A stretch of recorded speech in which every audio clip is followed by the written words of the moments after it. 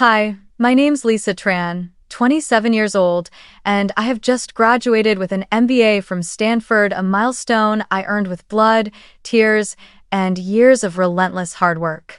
Yet, at my graduation dinner, as friends, professors, and colleagues sat around the table waiting to hear my parents say one proud word about me, the only thing they did was turn to praise my younger sister. They repeated the same refrain I had heard all my life. Vanessa is our pride, the doctor who saves lives, while Lisa is just a girl behind a desk. I tried to stay calm, but when a colleague asked if they must be proud of my achievements, my parents only gave a dismissive laugh. That night, for the first time in my life, I stood up and pushed back. I laid out everything I had done, sending money home to cover bills, paying Vanessa's tuition, carrying the weight of the family for years. And then I asked directly, if I'm as worthless as you say, then who has been keeping this family standing all these years? In anger, they unleashed the cruelest words of all. We wish we had never given birth to such a disrespectful daughter. From that moment on, I decided to cut all ties and rewrite my life on my own terms. Have you ever felt dismissed by your own family, denied your worth on a day that was supposed to be your happiest?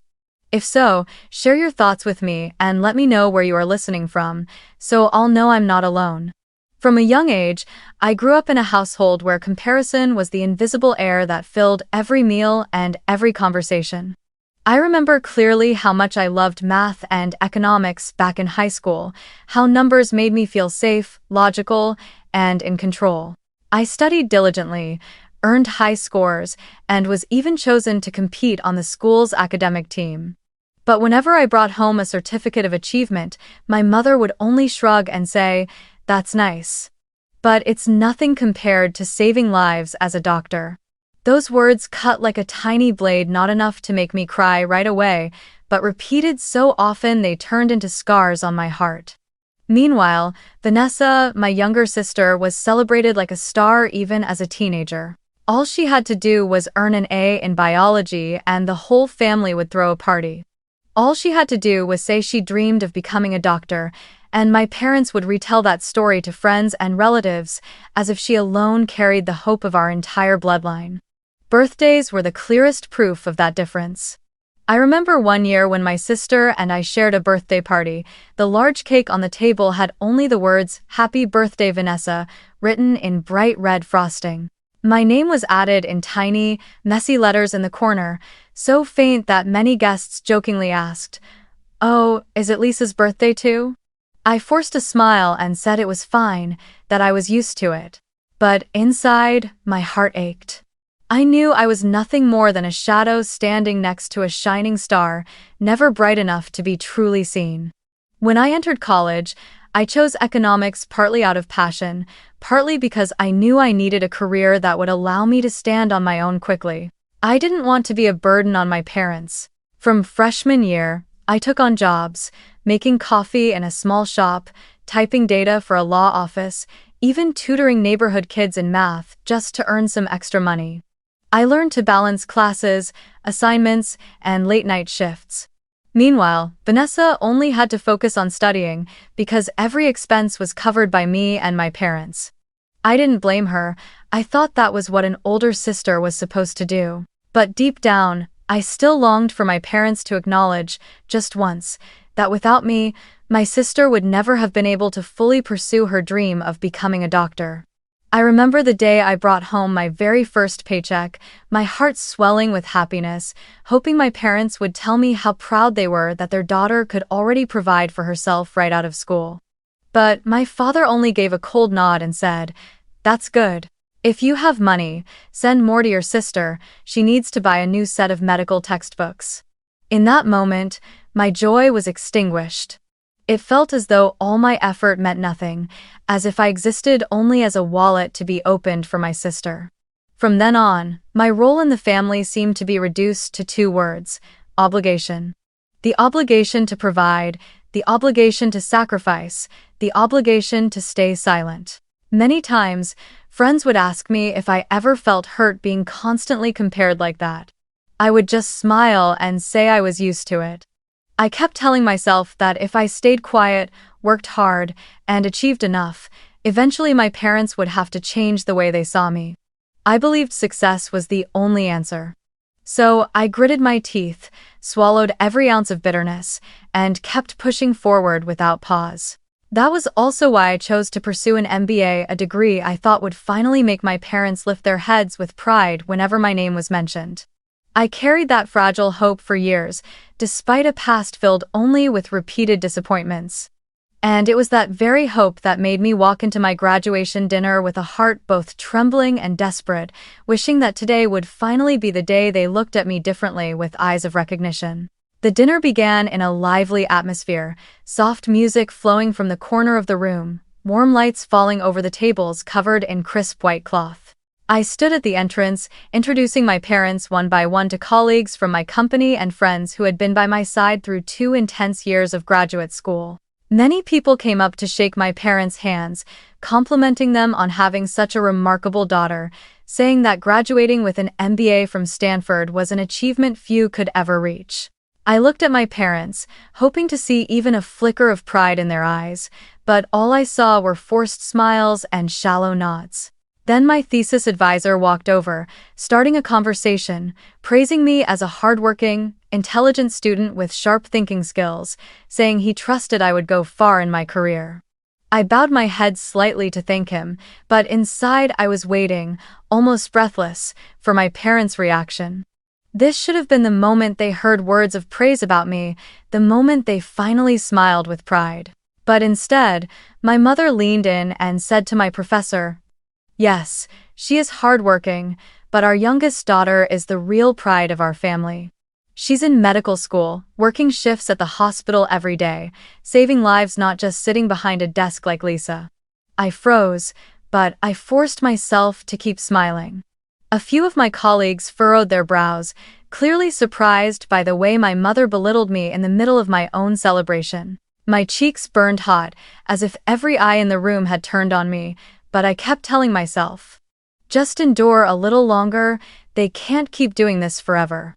Then, one of my classmates stood up, raised a glass, and said that I was an inspiration to many people because I had managed to work while completing such a demanding program, always achieving excellent results. The whole table applauded, and some even called my name out loud. I turned toward my parents, waiting for the moment they would finally smile, pat my shoulder, and say they were proud of me. But instead, my father gave a faint chuckle and replied with words that crushed me inside. "Yes, she's smart, but compared to Vanessa, it's still nothing. Vanessa is out there saving lives every day. Being the parents of a doctor, that is what real pride feels like." The table fell silent for a moment, the air suddenly heavy. I swallowed hard, raising my glass awkwardly, but inside it felt like a stone was pressing down on my chest. I knew they were used to making comparisons, but I never imagined that on my special day, right in front of professors, friends, and colleagues, they still couldn't give me the slightest recognition.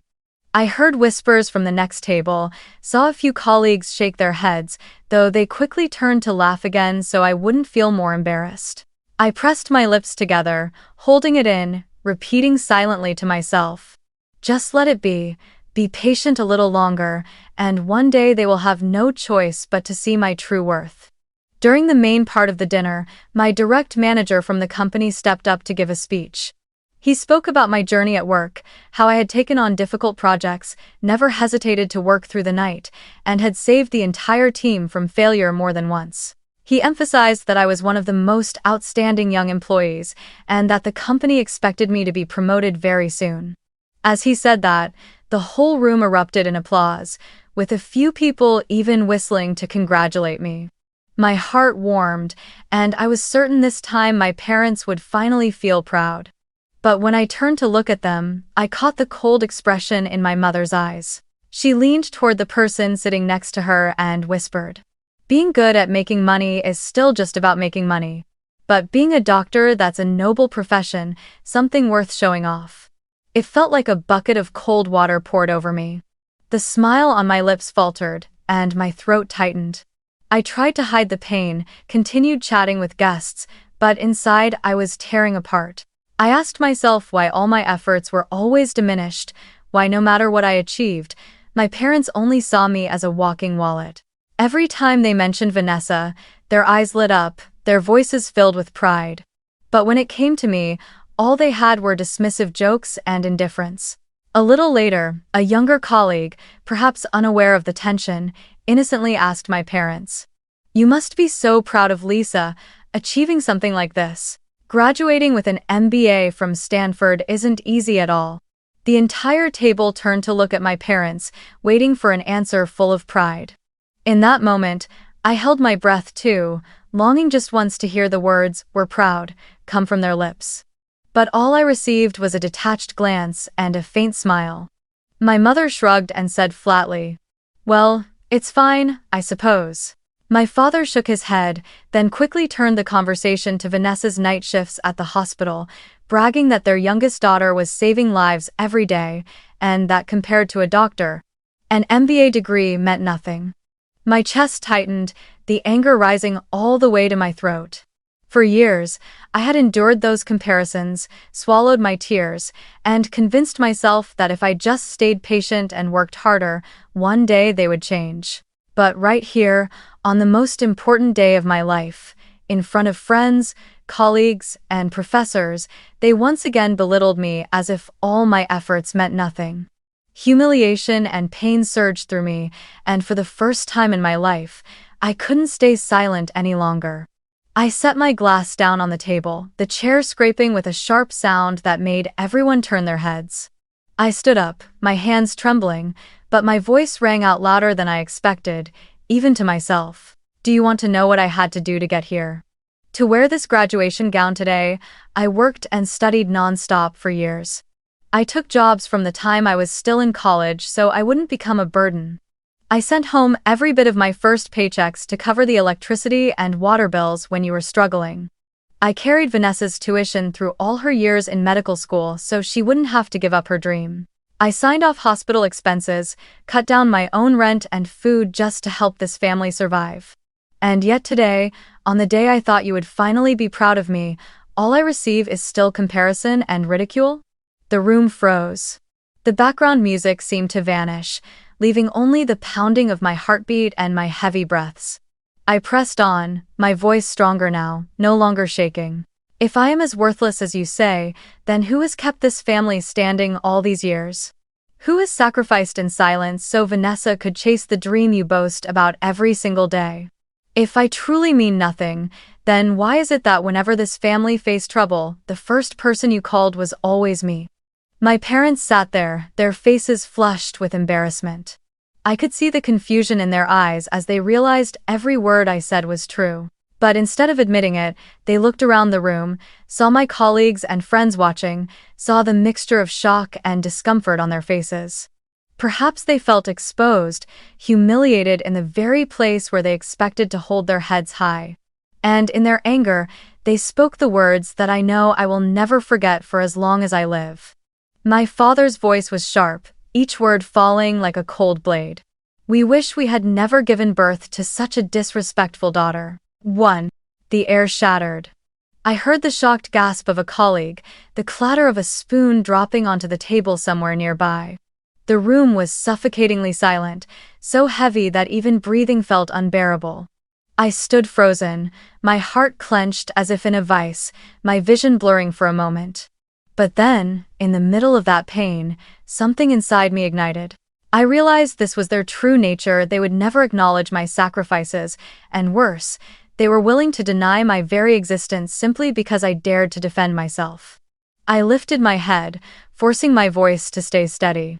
I looked straight at my parents, then around the room at all the eyes watching, and I spoke slowly, each word carved into the air. "If that is what you wish, then consider me as if I never existed. Live your lives as though there was never a daughter named Lisa." IDAC. A wave of murmurs rippled across the dinner table. My friends were stunned, some looking at me with eyes full of sympathy, while a few colleagues shook their heads in disbelief. My professor furrowed his brow, clearly shaken. My parents stayed silent, saying nothing more, their faces lowered in a mix of anger and humiliation. I felt my whole body grow lighter, as though I had finally shed a weight that had clung to me for years. Without waiting for another reaction, I quietly picked up my bag, turned, and walked away under the stunned gaze of everyone still frozen in their seats. The sound of my heels striking the floor echoed through the silent room, like the final declaration ending a relationship that had long since rotted from within. I stepped out of the restaurant on trembling legs, feeling as though the world itself had just collapsed. My parents' cold words still rang in my head, words I knew would haunt me for the rest of my life. "We wish we had never given birth to such a disrespectful daughter." My chest tightened, my breath ragged and uneven. I stumbled along the Palo Alto sidewalk, the dim streetlights casting long, distorted shadows behind me. Every breath felt like a blade twisting deeper into my heart, and yet, strangely, beneath the pain, I felt something breaking loose, not just my heart, but the invisible chains that had bound me for so many years. By the time I returned to my small apartment in San Francisco, the clock was nearing midnight. My phone buzzed nonstop with dozens of missed calls and messages. News from the dinner had spread quickly throughout the company. A few close colleagues texted to say how sorry they were to witness what happened, but also how courageous I had been to stand up and speak the truth. One even wrote that I had spoken for so many others, people who had spent their lives belittled by their families yet had never once dared to fight back. I read those messages through tears, feeling both humiliated and strangely relieved. At least now, my truth had been spoken. No longer hidden beneath the mask of obedience I had forced myself to wear all these years. But mixed in among the messages were dozens of missed calls from my parents. They called nonstop, as if determined to force me to answer. When I finally picked up, my mother's voice came through, trembling with rage. "You humiliated us in front of everyone. Do you have any idea what people will think? They'll say we failed to raise our child, that our daughter is disrespectful and ungrateful." Each word scraped against my heart like salt on an open wound. But this time, I didn't cry, and I didn't beg for their recognition. I answered calmly, my voice steady and low. I only spoke the truth. "You're not ashamed because of me, you're ashamed because of what you've done." The line went quiet for a few seconds, and then my father cut in, his tone sharp and furious. "Who do you think you are to stand up and criticize us? Have you forgotten who raised you, who gave you everything? Without us, do you think you'd be where you are today?" I clenched my teeth, my eyes blurring with tears, but my words came out firm and unshaken. "Without me, do you think this family would have survived all those financial struggles over the years? Without me, would Vanessa have made it through medical school so smoothly, the very dream you brag about every chance you get? If I was only a burden, then why was I always the one you called whenever you needed money?" My words left the other side in silence. For a few seconds, all I could hear was the sound of their heavy breathing. Then my mother spoke again, her voice dripping with disdain. "Don't forget, you still carry the Tran name. No matter where you go, you're still our daughter." I closed my eyes, and with the weight of years of pain pressing inside me, I replied simply, "Number. From now on, live as if I never existed." I hung up, my hand still trembling, but for the first time in my life, my chest felt strangely light. The next morning, I woke up in my quiet room, the early sunlight streaming through the window. My phone buzzed again with messages, some filled with blame, others with relatives urging me to apologize to your parents and keep the peace. But I knew the truth. Once you've been cursed as a child who should never have existed, there is nothing left to repair. I opened my laptop, logged into my bank account, and for the first time in years, I stopped every automatic transfer to their household. I canceled the payments for electricity, water, and internet bills I had been covering in silence. I ended the monthly allowance I had been sending to Vanessa.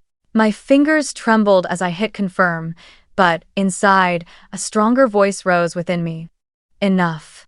It is time to live for myself. That afternoon, I walked along the San Francisco Bay. The cold wind brushed against my face, carrying the salt of the sea. I thought about everything I had endured, the sleepless nights, the cruel remarks, the times I swallowed tears just to keep smiling. I used to believe all of it was a stepping stone, that one day I would finally be acknowledged. But now, I understood that recognition would never come. And it no longer needed to. My worth had never been in my parents' eyes, it had always been in me, in what I built with my own hands. Back at my apartment, I opened the notebook where I kept my goals and reminders to myself. I wrote a single line, both a vow and a promise. From today, Lisa Tran will live a new life. No longer chained by contempt, no longer bound by obligation. From now on, I live for me. That night, as I looked out the window at the city glowing under thousands of lights, I knew a new chapter had begun. It would not be easy, but for the first time in years, I felt a flicker of freedom in my heart. And I told myself, even if I must walk alone, the road ahead will still be the road I choose. After that night of severing ties, I went through a period of emptiness, but slowly, I learned to fill that void with my own determination. I threw myself into work as a way to keep from collapsing. My company was in a phase of expansion, constantly taking on strategic consulting projects from major corporations. I volunteered for extra assignments, stayed in the office late into the night, and no longer felt the exhaustion I once did when my mind was divided between work and family. Now, all of my energy was devoted to myself and the career I had chosen. And within just a few months, those efforts were rewarded. My superiors entrusted me with managing a multi-million-dollar project. It succeeded beyond expectations. The client was so satisfied they signed on for more, and I became one of the most outstanding young managers in the company. The news spread quickly within the industry. For the first time, the name Lisa Tran was no longer tied to family comparisons, but to one word in the eyes of colleagues and clients: success. I decided to give myself a well-earned reward. After years of renting a tiny apartment in the suburbs, I bought my own place in downtown San Francisco. It wasn't a grand mansion, but it was a space where I could open the window and look out at the bay shimmering in the afternoon light. Every square foot of that apartment was the result of my own hands, not anyone else's. I furnished it exactly the way I wanted. A large gray sofa where I could curl up with a book, a few green plants to fill the room with life. I still remember the moment I held the keys in my hand and stepped through the door for the first time.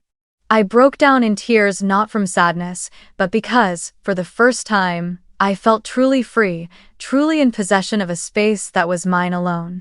To mark this turning point, I hosted a small gathering in my new home.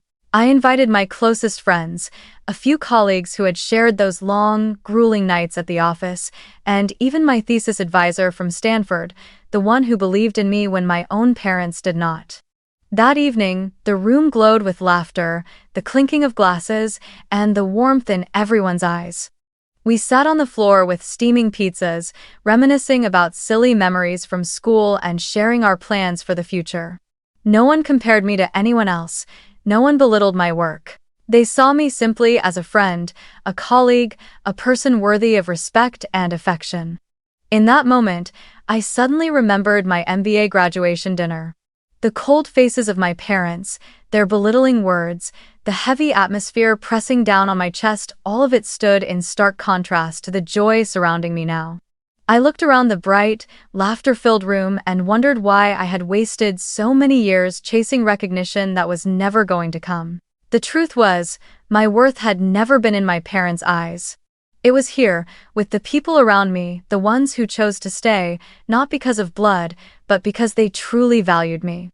After the party, when the room was quiet except for the faint scent of wine and empty pizza boxes left on the table, I stood by the window looking out over the city.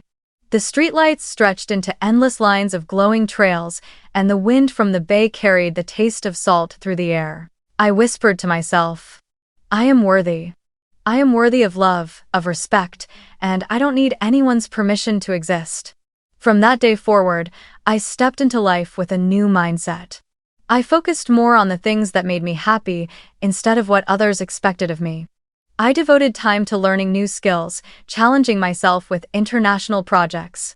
I traveled with friends, trips I had once been too afraid to take because I felt I always had to save money to send home. I learned to enjoy the rewards of my work without feeling guilty. And most of all, I learned to let go of the hopeless desire that my parents would ever change. Life in this new chapter wasn't always easy. There were nights when I still broke down in tears, haunted by the curse hurled at me on my graduation night. But whenever I felt weak, I thought back to the small gathering in my new apartment, to the sound of laughter ringing out, to the warmth of hugs from people who truly cared. That was the family I had chosen, the family I deserved. And I knew then that I had found the strength to keep moving forward, not as the daughter forever looked down upon, but as Lisa Tran, a free, independent woman who finally knew her own worth. A few months after I began this new life, when peace had slowly become my habit and it seemed the door to the past had closed for good, my parents suddenly appeared at my apartment door. That afternoon, I had just come back from the office, still holding my work bag, when I heard the pounding of persistent knocks. When I opened the door, I froze. Both of my parents were standing there, faces tense. Vanessa was nowhere in sight. They stepped in without waiting for me to invite them, moving as if this apartment somehow belonged to them, as if I were still the daughter expected to obey without question. My mother set her handbag on the table, sighed heavily, and began with the kind of tone that signaled a difficult story. "Lisa, the family is in trouble. Vanessa. She's been temporarily suspended because the hospital is cutting staff.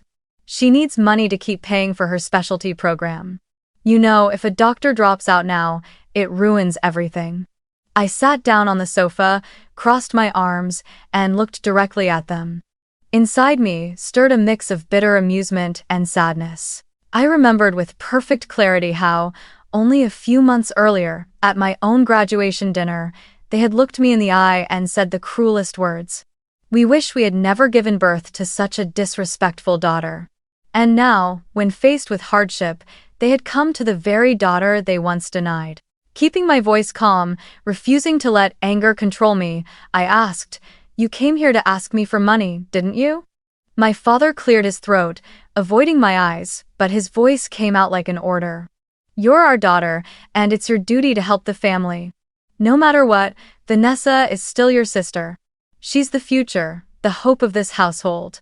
You have money, so why wouldn't you help?" Each word carved deeper into my memory, echoing all the years I had been dismissed and used. They hadn't come to apologize, hadn't come to admit their mistakes.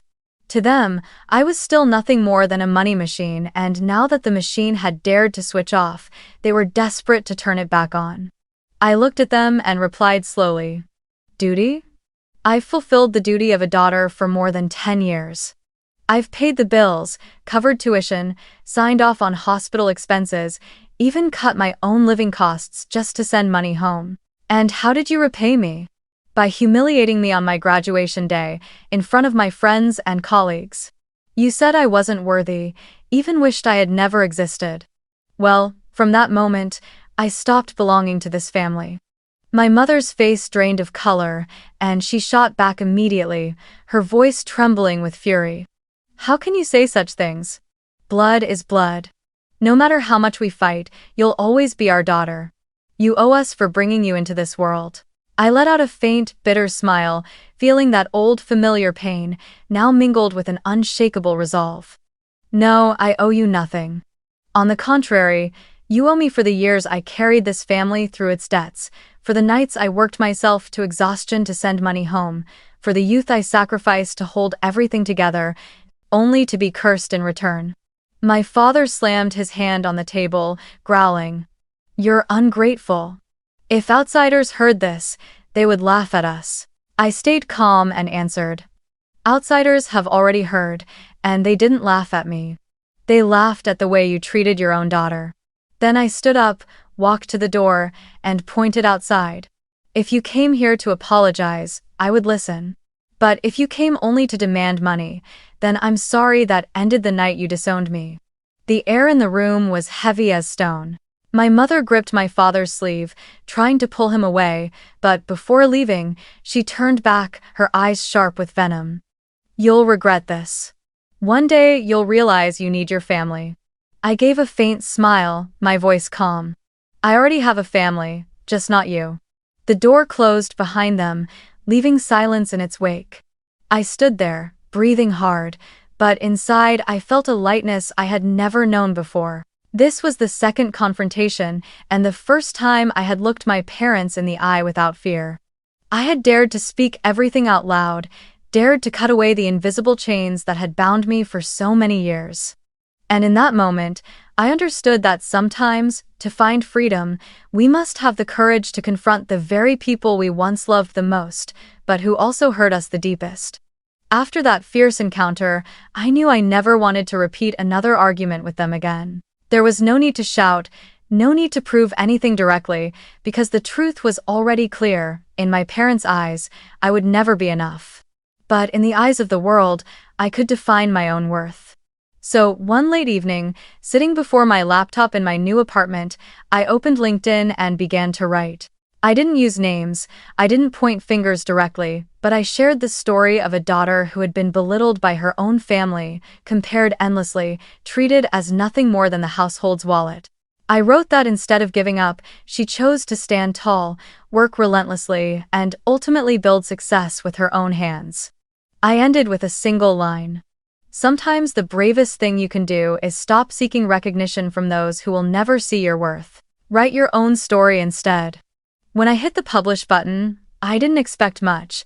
I only thought I needed to let it out, to record it as a reminder to myself never to walk the old path again. But overnight, the post exploded with thousands of likes, shares, and comments. The next morning, I opened my phone and was stunned to see my inbox overflowing with messages from strangers. Some were office workers looked down on by their families for not choosing a noble profession. Some were artists dismissed as unstable. Others were simply children who had never once heard the words, "We're proud of you," from their parents. They wrote to me, saying they saw themselves in my story, that they cried when they read the line, "Stop seeking recognition from those who will never see your worth." I read every message, tears streaming down my face, and for the first time in my life, I felt I was not alone. The ripple spread far beyond my control. Many leaders in the consulting industry reshared my post, calling it a powerful message about resilience and leadership. My company took notice, and instead of criticizing me, they valued it. The head of HR personally called me into her office and said they were impressed by how I turned a painful personal story into an inspiring lesson for the community. A few weeks later, I received an invitation to speak at a major conference on resilience and leadership in San Francisco. I stood on stage before hundreds of people, recounting my journey in a voice calm yet resolute. When I finished, the hall erupted in applause. In that moment, I realized I didn't need my parents' recognition. I had found recognition elsewhere in myself, and in the strangers who understood. Of course, the news eventually reached my parents. I heard through relatives that they were furious, terrified that my post might lead people to guess the truth. But they didn't dare speak out publicly because they knew that if they did, they would only expose themselves. I could picture them sitting in the living room, seething as they watched me being celebrated on social media and in professional circles, unable to do anything but swallow their anger. That was the sweetest revenge. I didn't need to tear them down, didn't need to shout or curse. All I had to do was live well, succeed, and let the world see the truth for itself. That night, after returning from the conference, I opened the door to my apartment, slipped off my heels, and poured myself a glass of red wine. I sat on the sofa, gazing at the city lights reflecting through the window. I thought of my parents, of the venomous words they had once spat at me, and then I thought of the thousands of strangers who had written to thank me for daring to speak out. In that moment, I found myself smiling. Revenge, I realized, didn't always have to be loud. Sometimes silence, persistence, and success were the most powerful forms of revenge. As time passed, my career seemed to take flight. The projects I led brought in massive revenues for the company, and before long, I became one of the most promising young managers in the industry. Trade journals began to mention my name as a model of the new generation of leaders, resilient, decisive, and innovative. I still remember the feeling of walking into the conference room to sign the first multi-million-dollar contract of my life. My hands no longer trembled the way they once had in front of my parents. They were steady, confident. When the signing was done, the entire project team stood to applaud, and the director shook my hand firmly. Lisa, you haven't just changed the game for this company, you've changed the standard for the entire field. That was the moment I realized the recognition I once begged for from my family, I had already found in a far better, fairer place. My apartment changed with me. From a modest space, I was now able to buy a larger home with a wide view of the bay, where every morning sunlight poured in through the open glass windows. I no longer hesitated to reward myself with good things, because I knew every dollar came from my own sweat and effort. Business trips took me to major cities, where I met people I had once only read about in books and magazines. They listened to my story, invited me to collaborate, and respected my abilities. Each compliment, each handshake felt like a sweet blade carving itself into my memory. Lisa Tran, the daughter once rejected, now stepping onto the world stage. Meanwhile, on the other side, my parents and Vanessa began to struggle. Without the monthly support I had always sent, they slowly sank into debt. I heard from a relative that the bank had already sent foreclosure warnings on their house due to late payments. Vanessa, who had been pampered all her life and never learned to take care of herself, now stumbled under the weight of her own expenses. The hospital where she interned had cut staff, and her chances of advancement grew increasingly slim. I didn't feel glee, but I didn't feel pity either. Everything they were going through was simply the result of the choices they once held so proudly. Then the emails started coming. At first, they were short, accusatory lines rather than pleas. Are you really going to abandon your family? Later, as hardship pressed harder, the tone shifted to begging. Vanessa desperately needs you, the family is falling apart, if you have any love left, please help. I read them all, but I never replied. I remembered that moment at my graduation dinner, when they looked me in the eye and spat out the cruel words, "We wish we had never given birth to such a disrespectful daughter." That sentence erased every obligation, freeing me from the burden of being the dutiful daughter I had carried for so many years. When I didn't respond, they began reaching out through relatives. An aunt called me, her voice full of reproach. No matter what, they're still your parents. You can't just turn your back on them. I answered briefly, firmly. I turned my back a long time ago. That was their choice, not mine. Then I hung up, giving no one the chance to sway my resolve. I knew that if I gave in even once, everything would return to the way it was, and I would be drained all over again. I would never allow that to happen again. My silence was not indifference, it was a declaration. It said that I was no longer the old Lisa, the daughter who lived only to provide and endure. It said that I had chosen a different path, one where I was respected, where I was free. And that silence, for my parents, was the most bitter punishment of all. Because they could do nothing to break it, nothing to force me back. They had lost the financial machine they once took for granted, but more painfully, they had lost the chance to repair what they had broken. One night, as I sat in my apartment looking out at the city lights, a strange calm washed over me. I knew they were struggling on the other side, but I no longer felt guilt. I thought to myself, perhaps the sweetest revenge isn't shouting, nor staging some grand spectacle. The sweetest revenge is silence, letting them face the consequences of their own actions, while I keep walking forward on the road of success without ever looking back. And I smiled, because for the first time in years, I was truly free. I had promised myself that after everything shattered, I would hold a real celebration for myself. Not to boast, not to seek anyone's approval, but simply to honor the new life I had chosen. So, on a Saturday evening, I opened the doors of my new apartment to the people who had stood by me through it all. The apartment glowed warmly with golden light, the dining table set simply yet elegantly with wine, cheese, and dishes my friends had each brought along. On the balcony, the breeze from the San Francisco Bay swept in, carrying the fresh scent of salt water. The guest list wasn't long. Just the faces who had seen me stumble, and the ones who had lifted me back up when I thought I couldn't stand again. There were colleagues who had stayed with me through sleepless nights at the office, a few friends from Stanford who had encouraged me in my most exhausted days, And my thesis advisor, the one who told me I had leadership potential even when I didn't yet believe in myself. They walked into my home with bright smiles, hugging me tightly, as if they too were proud of everything I had achieved. The evening was filled with laughter. We sat gathered around the table, recalling funny memories, sharing plans for the future. One colleague raised his glass and said, "Lisa, I watched you face crushing pressure, and yet here you are today, successful, strong, and happy. I think if anyone deserves to be celebrated, it's you." Applause broke out, warm and genuine. I looked around the room, feeling the glow in every pair of eyes. Not a single person compared me to anyone else, not a single word diminished me, not a single look carried contempt. There was only recognition, respect, and real affection. In that moment, the memory of my MBA graduation dinner resurfaced like a shadow-heavy silence, cold stares, venomous curses, all of it in stark contrast to what I was living now.